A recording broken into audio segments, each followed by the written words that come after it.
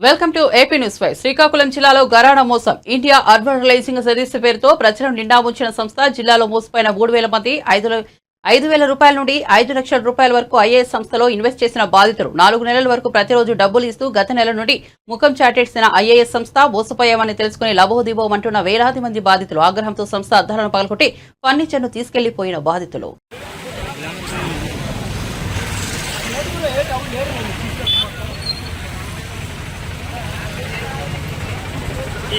last దొరికి